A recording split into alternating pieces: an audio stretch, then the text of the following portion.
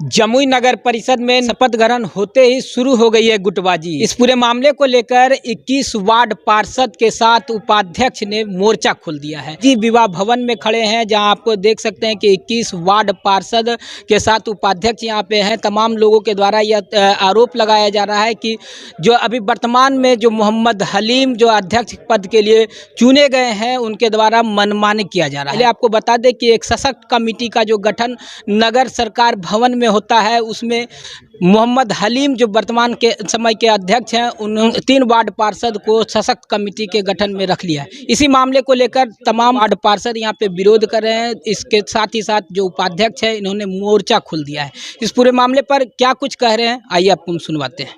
क्या नाम होगा पहले? मेरा नाम अमरेंद्र कुमार अत्री हुआ उर्फ खोखन सिंह, वार्ड नंबर 15 के प्रतिनिधित्व के रूप में। अच्छा, क्या मामला है जिस कारण से आप लोग को एकजुट होना पड़ा है? ये अध्यक्ष महोदय के द्वारा जो सशक्त कमेटी का गठन होता है, उसमें उनका मनमानी और अपने मनचाहे लोगों को वो दिए।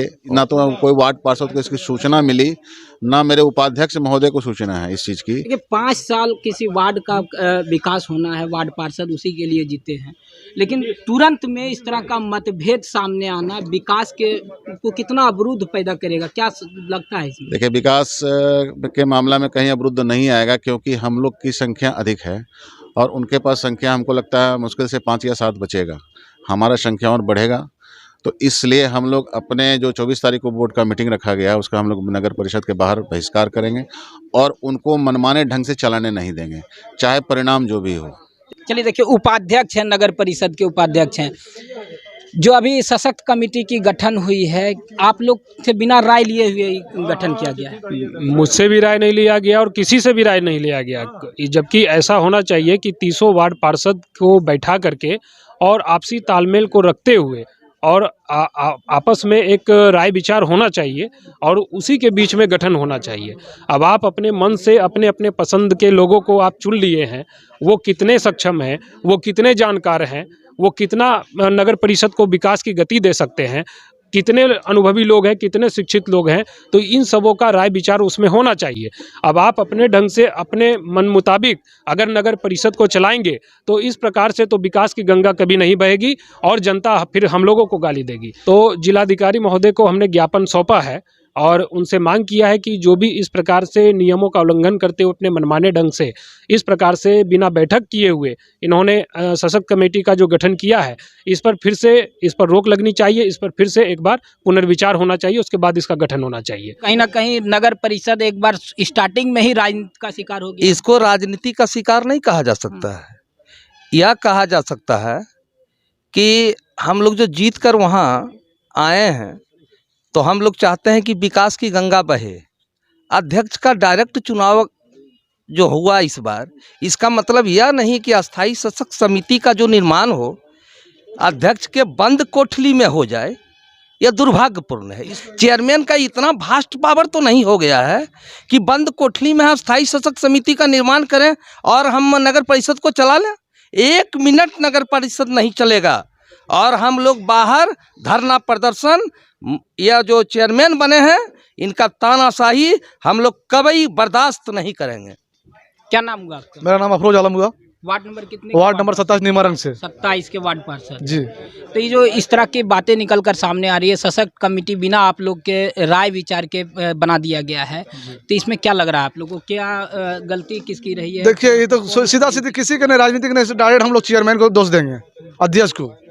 उसका मनमानी है और मनमानी जो जिस तरह जो सोच रहे वो हम लोग चलने नहीं देंगे। उसको जनता चुना तो हम लोग को भी जनता चुन के भेजा है। किनको बनाए हैं? बनाने में एक फिरोज आलम है वार्ड नंबर 13 से, और एक गोपाल पंडित है वार्ड नंबर 8 से, एक आशा लता देवी, हाँ अभिलाषा देवी है वार्ड। चलिए, देखिए, एक वार्ड नंबर 4 के प्रतिनिधि हैं, क्या नाम हुआ आपका? रणधीर कुमार पासवान। जो सशक्त कमेटी का गठन हुआ है, तो इसमें क्या गलती नजर आ रही है या क्या राजनीतिक का शिकार के किस रूप में आप इसको देख रहे हैं? एक तो बिना पूछे बिना बोले हमारी माँ का नाम जो है सशक्त समिति का, जो कि 1 नंबर अपना जो लेटर पेड पे पहला जो लेटर इशू किए हैं 1 नंबर में, वो उसमें मेरी माँ का नाम दर्ज है। अब फिर पत्रांक 3 में जो है उसमें मेरे माँ का नाम हटा करके फिरोज आलम उर्फ डिसू जी का नाम दर्ज कर दिए। फिरोज आलम पे जो है आपराधिक मामला दर्ज है। कहीं ना कहीं लगता है कि गुटबाजी शुरू हो गया नगर परिषद में, क्या लगता है कि क्या कहना? नहीं, सबसे पहले तो लोलो जी चेयरमैन बने, उनको धन्यवाद है। गुटबाजी भी नहीं है, लेकिन लोलो जी का क्रियाकलाप जो है कठपुतली के रूप में सामने आ गई। और सबसे बड़ा जो जघन्य अपराध उन्होंने किया है कि उन्होंने एक महादलित के साथ घोर अन्याय किया। वो बेचारी मांगने आई थी कि मुझे सशक्त कमेटी में रखो। पहला चेयरमैन बनने के बाद उन्होंने पहला पत्र लिखा और उसमें भी उन्होंने अन्याय किया, घोर अन्याय किया। महादलित को खाना के लिए बैठा दिया, आपने पत्तल खींच लिया। क्यों ऐसा आपने कार्य किया और किसके बहकावे में किया? मैं पूछना चाहता हूं आपके मीडिया के माध्यम से। या वो कठपुतली है, मैं पहले बता चुका हूं, वो कठपुतली है। किनके कठपुतली नजर? किसका है भगवान जाने, अल्लाह तल्ला जाने, मेरे को क्या मालूम। मैं तो जानता हूं कि हम 21, 22, 23 यहाँ खड़े हैं। किसका कठपुतली है वो समझे। 21 लोग आप लोग एक साथ? यस, 21 से बढ़ेंगे, डिक्रीज नहीं होगा, इंक्रीजिंग पॉइंट पर है। जिनका कठपुतली है करते रहे, जो महादलित को ठगना ठगते रहे, जिसका पत्तल छीनना छीनते रहो।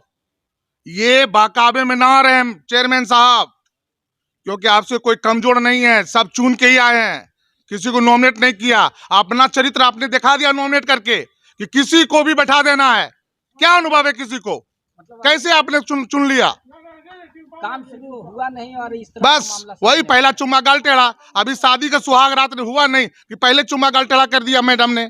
वही हाल किया है मोहम्मद हलीम उर्फ लोलो जी। वार्ड नंबर 6 के भी वार्ड पार्षद प्रतिनिधि हैं। इस तरह का जो आप कई बार से वार्ड पार्षद जीते हुए हैं, तीसरी बार जीत कर आए हैं, तो क्या लगता है इस तरह का जो समिति गठन किया गया है उसमें क्या नजर आ रहा है? हमको तो लगता है कि एक तो आपसी सहमति जो पार्षद सब जीत के आए हैं। पहले लोलो जी को हम ये कहना चाह रहे थे कि कई मेंबर हम लोग हैं और चेयरमैन जब जीतते हैं चुनाव तो सबके वो परिवार के मुखिया होते हैं।